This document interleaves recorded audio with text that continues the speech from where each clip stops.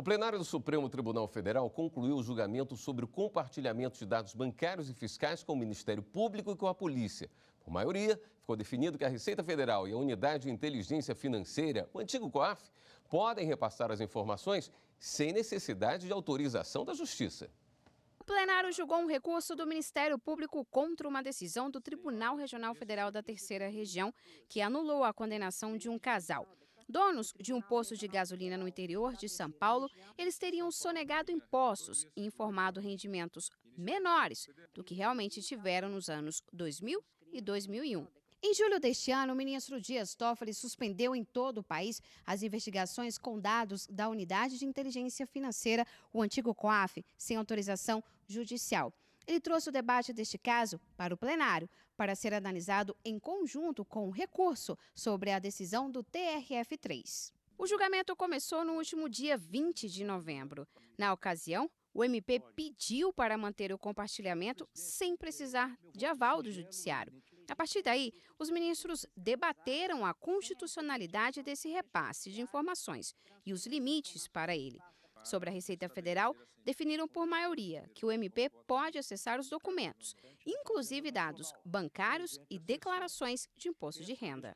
Aqui não se cogita, senhor presidente, de compartilhamento indiscriminado ou aleatório de dados bancários e fiscais entre a Receita e o Ministério Público, mas tão somente de transferência ou repasse daquela repartição para este órgão de provas relativas à sonegação fiscal de contribuintes para o efeito de promoção de sua responsabilidade penal. Não estabelecer ex ante a impossibilidade de compartilhamento no âmbito restrito da representação fiscal para fins penais de documentos como declarações de imposto de renda ou extrato bancário.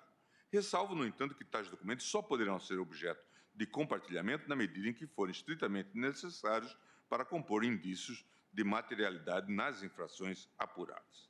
Já sobre os relatórios produzidos pelo antigo COAF, alguns ministros apontaram que o recurso não trazia essa discussão e demonstraram preocupação em expandir o tema. Mostra-se, a meu ver, uma expansão inadequada juridicamente. Ademais, anoto que no ordenamento jurídico brasileiro somente se julga em sede extraordinária matéria que tenha sido objeto de pré-questionamento na instância competente e suscitada na fase processual própria. Não houve, no caso, cuidado judicial nas instâncias anteriores da questão relativa às balizas objetivas que os órgãos administrativo de fiscalização e controle, como o Fisco, o COAF e o Bacen, tivessem sido antes examinadas. Já sobre a condenação do casal paulista, ela será restabelecida por decisão da maioria dos ministros. Divergiram desse entendimento os ministros Marco Aurélio e Celso de Mello. Há de se combater a corrupção, sim, há de se combater a corrupção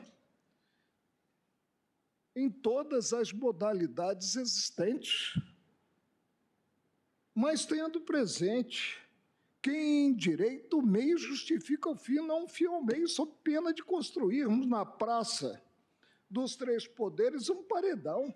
A inviolabilidade dos dados individuais, qualquer que seja a sua origem, a sua forma, a sua finalidade, passou a merecer proteção constitucional e não apenas legal, em virtude da referência expressa que a eles passou a fazer o inciso 12 do artigo 5º, modificando assim a posição anterior da nossa legislação. O ministro Dias Toffoli ajustou o voto para acompanhar a maioria. Nesse sentido, eu retifico, então, o meu voto para também votar no sentido de cassar o acórdão proferido para restabelecer a primeira instância.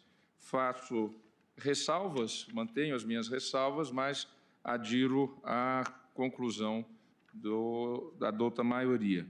O plenário ainda decidiu pela derrubada da liminar de julho e o retorno de cerca de 900 investigações criminais que estavam suspensas.